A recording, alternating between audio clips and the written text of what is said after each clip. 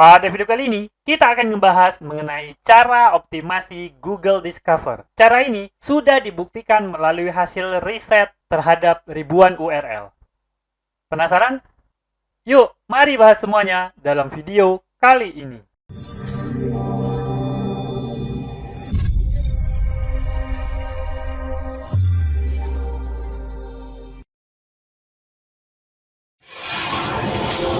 Assalamualaikum warahmatullahi wabarakatuh. Ketemu lagi bersama saya, Kanada Kurniawan, dan masih di channel kita Projasa Web.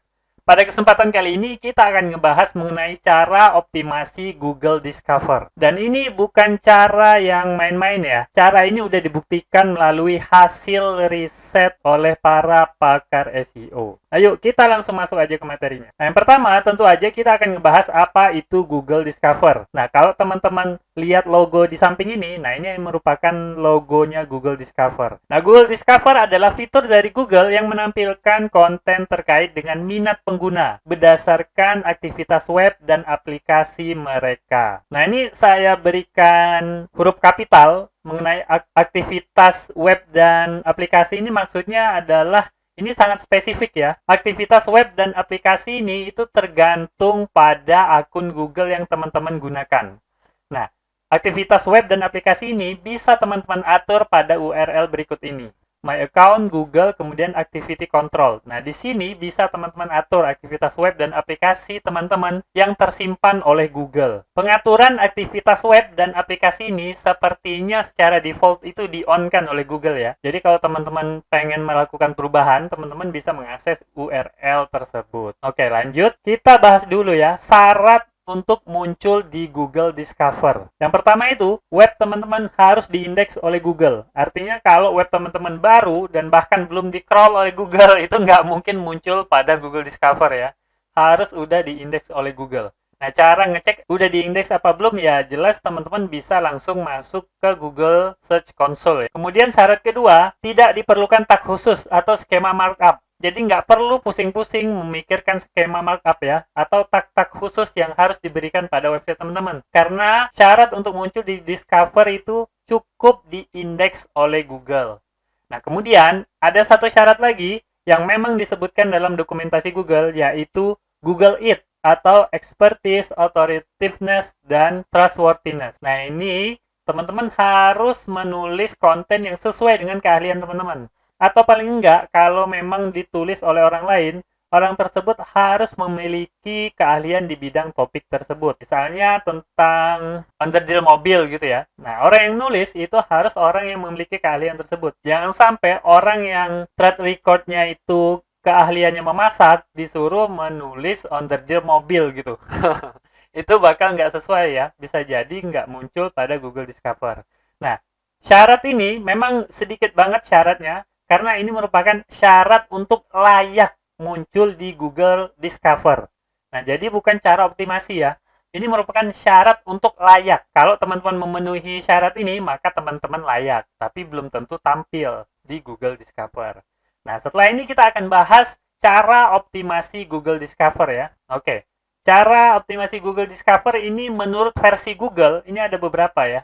Jadi kita bahas dulu menurut versi Google. Jadi cara yang pertama adalah judul. Teman-teman harus mengoptimasi judul. Caranya dengan merangkum isi konten pada judul, tapi jangan sampai membuat judul tersebut seperti clickbait. Nah, ini menurut saran Google ya. Oke. Kemudian, cara optimasi yang kedua menurut Google itu adalah dari gambar. Gambar yang teman-teman gunakan itu harus gambar-gambar pilihan. Harus berkualitas tinggi dan menarik. Nah, walaupun gambarnya berkualitas tinggi tapi nggak menarik gitu kan, nggak bakal muncul di Google Discover. Kemudian, lebarnya minimal 1200 pixel. Nah, para ahli speed optimizer pasti mengeluh ya, karena lebar minimalnya udah gede banget, 1200. Dan ini kalau nggak dioptimasi secara benar, kemungkinan gambarnya bakal berat banget buat sebuah website. Apalagi kalau gambarnya lebih dari satu ya. Nah, itu bakal memberatkan sekali. Nah, kemudian setelannya harus menggunakan Max Image Preview-nya large. Nah, ini sangat teknis ya. Buat teman-teman yang nggak tahu apa ini, silakan cari aja di Google. Kita nggak akan bahas secara lebih dalam. Kemudian menggunakan AMP. Nah, kalau teman-teman ingin cepat gitu ya, nggak pengen pusing, nah teman-teman tinggal terapin aja AMP. Nah, kemudian Google juga mengingatkan kalau masing-masing posting itu harus disediakan gambar yang menarik dan berkualitas tinggi ya. Jangan sampai itu suatu postingan menggunakan logo situs sebagai gambarnya. Nah, biasanya kan gitu ya. Kalau teman-teman tidak menyediakan gambar khusus, maka Google otomatis akan mengambil logo situs sebagai gambar. Nah, ini jangan sampai terjadi, karena kemungkinan besar postingan teman-teman itu nggak akan masuk pada Google Discover. Oke, ada satu syarat lagi yang digaris bawahi dan betul-betul diingatkan. Jadi sampai beberapa paragraf ya dalam dokumentasi Google itu saya baca itu sampai beberapa paragraf Google membahas mengenai jangan sampai judulnya atau gambarnya atau apapun di dalamnya itu berupa clickbait. Jadi teman-teman harus pastikan judulnya bukan clickbait dan gambarnya juga atau tulisan di gambar tersebut jangan sampai clickbait. Ini diingatkan betul-betul sampai berkali-kali Google mengingatkan dalam dokumentasinya. Nah, ini merupakan cara optimasi Google Discover versi Google. Nah, ini tertulis jelas dalam dokumentasi ya. Oke, sekarang barulah kita masuk ke dalam cara optimasi Google Discover dari hasil riset yang sudah terbukti ya. Mungkin teman-teman langsung nanya ya, siapa yang melakukan risetnya? Nah, ini dia. Coba kenalan dulu.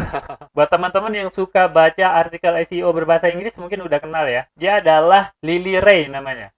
Lily Ray ini Senior Director, kemudian SEO and Head of Organic Research di Amsit Digital. Nah, beliau ini juga pernah menjadi nominasi Best Female Search Marketer of the Year tahun 2017 oleh Search Engine Land. Nah, jadi nggak main-main ya. Betul-betul seorang pakar SEO yang dihormati di komunitas SEO. Bahkan sering banget nulis ya, saya juga sering banget membaca artikel-artikel beliau di berbagai website. Nah, kita masuk ke rincian dari riset yang Lily Ray lakukan ya. Nah, ini dia rinciannya. Jadi analisis ini dilakukan terhadap 7.274 URL, kemudian terbagi atas beberapa kategori website. Saya lupa, ada beberapa, kalau nggak salah ada 6 kategori website yang termasuk dalam 7.274 URL ini. Nah, dari sinilah Lily Ray kemudian mendapatkan atau menemukan beberapa cara optimasi yang bisa kita lakukan terhadap Google Discover. Riset ini sudah juga dipublikasikan Lily Ray pada artikel Search Engine Journal. Nah, di sini juga teman-teman bisa baca ya hasil riset yang dilakukan oleh Lily Ray. Oke, kita langsung masuk ke cara optimasi yang pertama. Nah, menurut Lily Ray,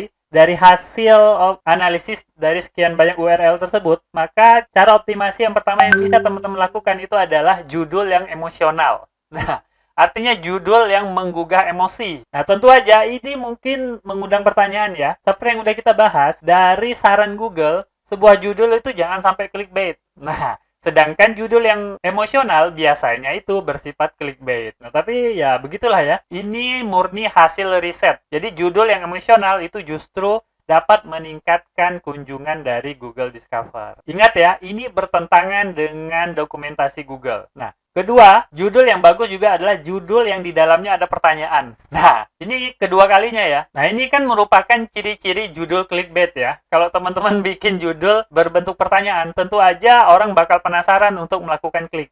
Dan Google juga sudah menuliskan dalam dokumentasinya bahwa judul seperti ini yang memaksa orang untuk klik gitu kan. Nah, itu juga termasuk clickbait. Nah, tapi dari riset Lily Ray, URL-URL yang menggunakan judul seperti ini itu bisa sampai mendapat 100.000 klik dalam 16 bulan. Dan RKT-nya itu lebih tinggi dari 15%. RKT itu rasio klik tayang ya, atau CTR ya, click through rate biasanya. Oke, udah ada dua ya, udah ada dua cara optimasi. Kemudian yang ketiga itu adalah dibuat khusus untuk Discover. Nah, artinya artikel-artikel tersebut dibuat khusus untuk muncul pada Google Discover. Nah, kenapa? Karena algoritma Google Discover dan Google Search itu berbeda jauh. Kalau teman-teman menerapkan SEO dalam metode pembuatan sebuah artikel, maka kemungkinan besar artikel teman-teman itu akan muncul di Google Search.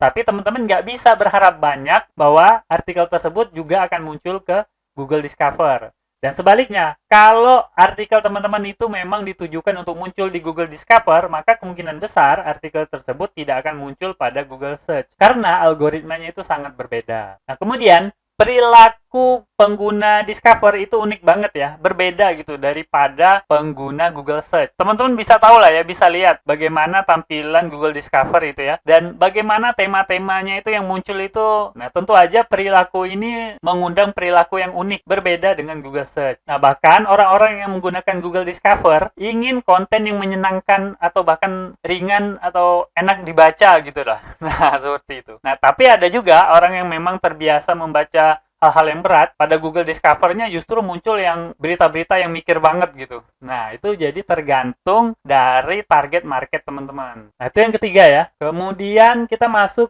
ke cara optimasi yang keempat, yaitu konsisten dengan keyakinan atau pandangan politik pengguna. Waduh, nah ini nyerempet-nyerempet banget ya. Hal ini bisa berupa menjelekan atau memuja gitu ya. Ini saya rasa teman-teman udah tahu lah ya, karena di Indonesia sering banget itu kan ketemu postingan-postingan yang seperti ini. Menurut Lily Ray, postingan-postingan seperti ini nih besar banget kemungkinannya bakal muncul pada Google Discover. Nah, selanjutnya itu adalah pembahasan mengenai kematian, pernikahan, perceraian, dan gosip. Nah, hal seperti ini sangat mungkin akan muncul pada Google Discover.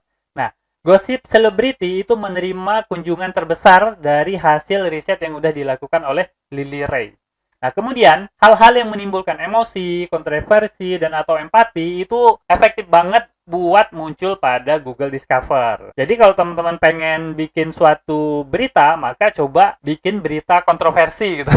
Atau yang emosional, maka kemungkinan besar itu akan muncul pada Google Discover. Dan terakhir, saran dari Lily Ray dari hasil riset ini, teman-teman coba bikin artikel yang bentuknya listicle. Nah, listicle itu maksudnya artikel yang di dalamnya konten utamanya itu adalah list. Misalnya, 5 cara untuk bla bla bla gitu kan. 10 bangunan paling tinggi misalnya. Nah, itu merupakan konten-konten listicle. Nah, diamati dari hasil riset tersebut, konten listicle itu juga efektif untuk muncul di Google Discover. Nah, itu ya.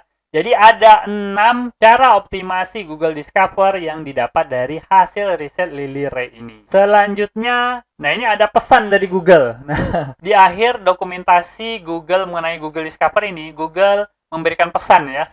Google Discover itu sebagai sumber kunjungan tambahan setelah Google Search. Nah, artinya Google sendiri menyarankan kepada kita semua untuk menempatkan Google Discover itu sebagai sumber kunjungan kedua. Artinya bukan sumber kunjungan utama. Jadi kita nggak perlu mengoptimasi Google Discover secara berlebihan. Kenapa? Karena memang Google Search itu jauh lebih dapat diandalkan. Google sendiri mengatakan bahwa sifat Google Discover ini tidak terduga. Nah, bahkan Google juga menyebutkan kurang dapat diprediksi. Nah, selain itu, tidak dapat diandalkan. Nah, 3 hal ini disebutkan Google dalam dokumentasinya. Jadi, kalau yang bikin aja udah bilang seperti ini, maka saya juga menyarankan teman-teman untuk tidak terlalu mengandalkan kunjungan dari Google Discover. Terakhir, mengenai hasil riset Lily Ray. Jadi hasil riset Lily Ray ini, 6 cara optimasi tadi yang udah kita bahas, itu memang agak mengejutkan ya. Karena apa? Karena hasilnya itu begitu bertentangan dengan saran yang diberikan oleh Google. Nah, oleh karena itu, jadi ini tanggung jawab masing-masing ya. Kalau teman-teman pengen menggunakan cara optimasi tersebut, maka itu tanggung jawab masing-masing. Jangan sampai menyalahkan Lily Ray, karena teman-teman udah tahu bahwa itu melanggar aturan Google. Nah, selain itu, hasil riset Lily Ray ini juga didapat dari URL yang jumlahnya nggak terlalu banyak ya, 7.000 URL. Memang kelihatannya banyak, tapi kalau dalam website yang sebenarnya 7.000 itu mungkin hanya satu website gitu udah jadi gitu ya. Nah, tapi dalam kasusnya Lily Ray ini disebutkan bahwa websitenya juga ada beberapa, ada banyak website gitu, dan ada beberapa kategori website. Hasil riset ini ya bisa teman-teman pakai, tapi ingat betul-betul bahwa harus. Oke, kita sampai kepada simpulan. Jadi simpulannya, teman-teman tetap fokus pada Google Search, optimasi SEO, dan lain-lain. Kemudian, kalau teman-teman pengen mengoptimasi Google Discover, maka teman-teman harus menggandengnya dengan optimasi sosial media. Karena sifatnya mirip banget, coba gandengkan dengan sosmed, maka kemungkinan besar itu juga akan menuai kesuksesan. Dan terakhir, saya udah menulis artikel lengkap mengenai Google Discover ini. Kalau teman-teman masih penasaran mengenai Google Discover, silakan membaca artikel saya ini. Pembahasannya jauh lebih lengkap daripada video ini dan selalu saya update. Nah, oke, mungkin itu aja ya. sedikit informasi yang bisa saya sampaikan pada video kali ini. Semoga aja video ini dapat bermanfaat buat teman-teman. Dan saya akhiri. Assalamualaikum warahmatullahi wabarakatuh. Oke, seperti biasa, jika ada yang salah dari apa yang saya sampaikan, tolong teman-teman ingatin ya. Jangan sampai nggak diingatin, supaya saya dapat melakukan perbaikan pada channel ini dan pada diri saya sendiri. Dan jika ada pendapat yang berbeda, teman-teman bisa masukin ke kolom komentar, supaya kita bisa berdiskusi. Jika ada masukan, teman-teman jangan sungkan untuk menyampaikannya, karena saya sangat terbuka dengan segala macam masukan. Dan jika teman-teman memiliki usulan pembahasan, cantumkan juga di kolom komentar, supaya semua usulan teman-teman dapat saya wujudkan dalam bentuk video. Buat yang belum tahu, video ini adalah bagian dari program Akademi Projasa Web, tempat di mana teman-teman bisa belajar digital marketing secara gratis. Caranya mudah, cukup kunjungi projasaweb.com/akademi. Ada ratusan artikel dan video yang dapat teman-teman pelajari. Jika ada pertanyaan mengenai materi, teman-teman tinggal hubungi saya melalui email info@projasaweb.com. Gratis tanpa biaya apapun. Harapannya dengan program ini semakin banyak orang yang memahami digital marketing. Saya percaya jika semakin banyak orang yang paham digital marketing, maka ekonomi kita juga akan semakin baik. Yuk dukung program ini dengan cara subscribe dan share video ini, serta mengunjungi Projasa Web Academy.